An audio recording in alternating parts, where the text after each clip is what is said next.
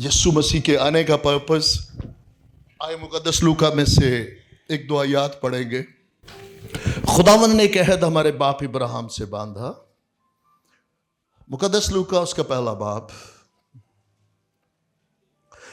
और उसकी 72, 73, 74, ताकि हमारे बाप दादा पर रहम करे और अपने पाक अहद को याद फरमाए, यानी उस कसम को जो उसने हमारे बाप इब्राहिम से खाई थी कि वो हमें यह इनायत करेगा कि अपने दुश्मनों के हाथ से छूटकर उसके हजूर पाकीज़गी और रास्तबाजी से उम्र भर बेखौफ उसकी इबादत करे। ये उसके आने का पर्पस है कि दुश्मनों से छुड़ाए। देखिएगा मेरी तरफ, बहुत सारे आपको कहेंगे कि यीशु मसीह मखलसी देने आए। दे आर राइट, ठीक कहते हैं। एक कैद से निकाल के वो दूसरी कैद में डालने आए, याद रखिएगा, कभी ना भूलना। बेलगामी की जिंदगी देने यीशु मसीह नहीं आए। बहुत सारे लोग हैं जो इसको एक गुलामी से छुड़ाकर दूसरी गुलामी में रखने के लिए यीशु मसीह आए। ऐसा नहीं है कि जी के एक गुलामी से छुड़ाया और कहा जा जो तेरी दिल चाहे तो तेरी मर्जी कर। सिर्फ क्या है कि वो गुलामी जो है वहां दांतों का पीसना, रोना और कोई किताब नहीं ला सकेगा। लेकिन उससे निकल के याद रखे कि मैं फिर आप लोगों को ठोकर ले जाऊंगा कि एक शख्स जो है वो मुल्तान जाना है और वो इस्लामाबाद पे चढ़ने लगा और उसे रोक दिया। भाई कहां जाना है? इस्लामाबाद नहीं, ये मुल्तान जा रही है और उसको आपने वहां रोक दिया, तो क्या इस्लामाबाद पहुंच जाएगा? नहीं। एक गुलामी से निकल गए, यस, ओके, और उसकी हालत इतनी बुरी है कि आप सोच नहीं सकते। इसको कहां से हम सीख पाएंगे? और आज अक्सरियत ऐसी है, आज दुख के साथ हम में से, कलीसिया में से अक्सरियत यही है। उनकी हालत पहले से बदतर होगी, ये बाइबल बताती है हमें। मुल्क के मिस्र और मुल्क के कनान के जो दरमियान का हिस्सा है, ईमानदारी से बताएं, उसमें कुछ अच्छा है? नहीं। उससे मुल्क के मिस्र बहुत बेहतर था जो दरमियान में था, और खुदावंद नहीं चाहते थे कि वो दरमियान में मरे। खुदावंद चाहते थे वो मुल्क के कनान में दाखिल हूं। ट्रस्ट में खुदावंद को हाजिर जान के आज मसीहों की, जो मसीह कहलाते और बद से बदतरीन हालत जो होती जाती है, उसकी वजह यही है क्योंकि मिस्र में गंदम है, खीरे हैं, मतलब वहां बाग नहीं, खेत तो है। क्यों जी? अब वो बियाबान में क्यों बार बार बुड़बड़ाते, क्यों कहते कि मिस्र ही अच्छा था? क्यों कहते? क्योंकि कनान देखा ही नहीं। जब कनान देखा ही नहीं, खुदावंद के वो वादे देखे ही नहीं, वहां एंटर ही नहीं हुए, वहां दाखिल ही नहीं हुए, वहां लुत्फानंदोज ही नहीं हुए, कुछ भी नहीं देखा खुदावंद का, तो फिर तो मिस्र अच्छा था। खेत की सब्जियां तो थी ना, मुशक्कत ही थी ना, लेकिन मिलती तो थी रोटी। तो जब बियाबान में आ गए तो फिर क्या है? कुछ भी नहीं, सांप है, बिच्छू है। क्यों जी? इसलिए खुदावंद क्या चाहते हैं, आपके ये खादम क्या चाहते हैं? मिस्र से निकले हो तो बियाबान में नहीं मरना, खुदारा बियाबान में ना मरना, मुल्क के कनान में दाखिल हो। बगात में, उसकी मर्जी बगात में ले जाने की है। और सुनिएगा, खुदावंद ने ये नहीं कहा, अगर हम दुआ में ये कहते हैं रूल कुद्दस कब्जा कर ले, तो सोचे समझे, वो किसी के साथ जबरदस्ती नहीं करता। नेवर। आप अपना ताबे करेंगे, वो टेक ओवर कर लेगा। अब्लीस में और खुदाए रूल कुद्दस में यही मेन फर्क है। अब्लीस कब्जा करता है, खुदाए रूल कुद्दस आजादी देता है, खुशी से कहता है तू खुशी से मेरे पास आ। और खुदावंद ने उन तमाम इस्राएलियों से क्या कहा था? मैं कब्जा करूंगा? नहीं, मैं तुम्हारे आगे आगे जंग लड़ूंगा, कब्जा तुम करोगे। आज वो मसीह में जो मिरास है, मसीह में जो बरकत है, मसीह में जो रूहानी जिस्मानी सारी बरकत है, उस पर कब्जा किसने करना है? ईमानदार नहीं, ये उस पे मुनस्सर है। लेकिन ईमानदारों, कलीसिया यकीन माने कि मिस्र और कनान का जो दरमियान का सफर है बहुत खतरनाक है।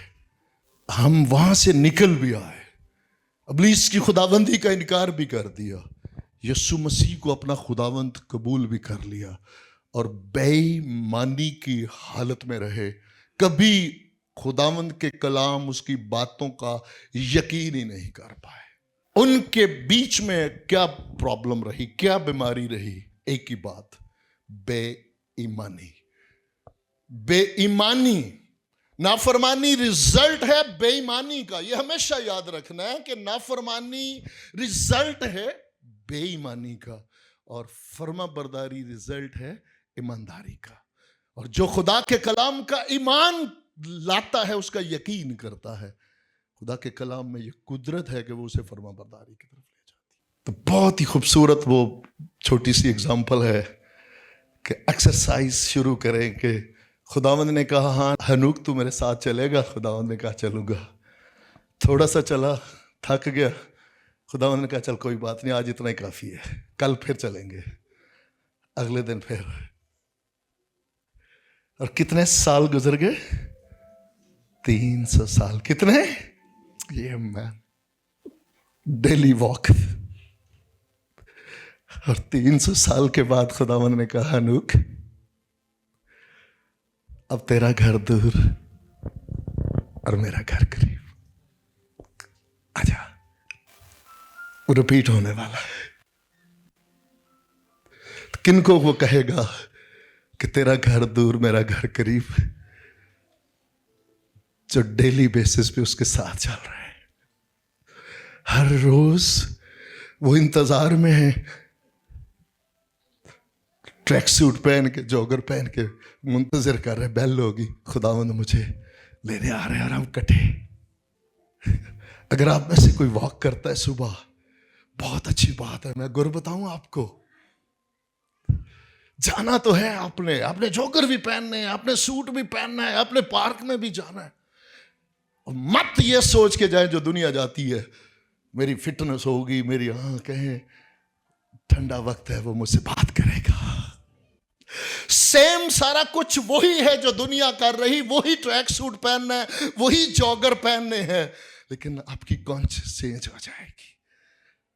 दुनिया वहां जा रही है मौत से बचने के लिए, वो मौत के डर से जा रही है। आप इसलिए जा रहे हैं कि ठंडे वक्त में खुदावंद बाग में आप बात करते, वो गुनाह हुआ और आपने बाग से निकाल दिया। शुक्रगुजार हूं कि यस्सु के खून से आपने मुझे धोकर पाक और साफ कर दिया, बहाल कर दिया, और अब मैं बाग में आपके साथ, ताकि आप मेरी और आपकी गुफ्तगू हो। हम इकट्ठे वॉक करेंगे, आप मुझसे बात करेंगे, मैं आपकी सुनूंगा, मैं आपसे बात करूंगा, आप मुझसे बात करेंगे। सब कुछ वही है, लेकिन सब कुछ बदल गया है। बज़ाहिर दुनिया को देखने वालों को वही लगेगा जो सब कर रहे हैं, लेकिन आपकी जिंदगी बिल्कुल मुख्तलिफ होगी। आमीन, आमीन। इसलिए उसने हमारे दुश्मनों से हमें छुड़ाया। आने का पर्पस क्या है? एक तरफ दुश्मनों से छुड़ाना है और दूसरी तरफ किसी के ताबे करना है, ताकि हम पाकीज़गी और रास्तबाजी से उम्र भर, बोले उम्र भर, ये 1 दिन 2 दिन 4 दिन नहीं, बेखौफ,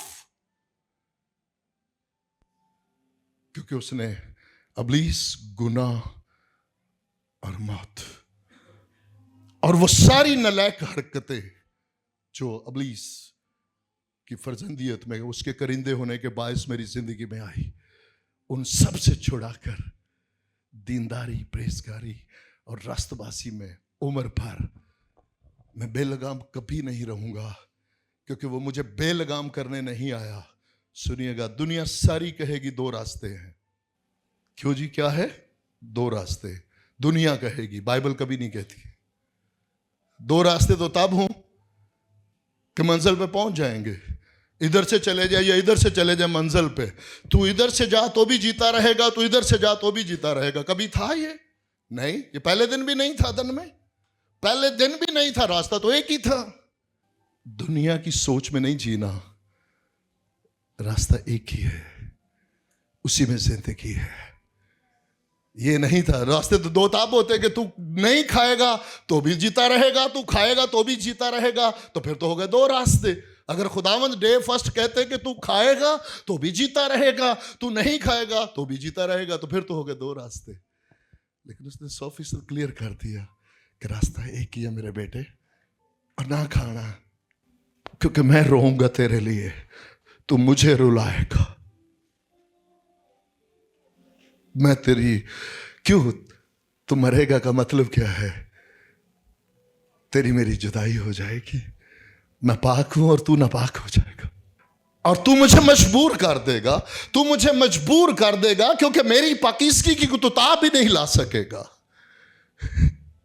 ना करना बेटा।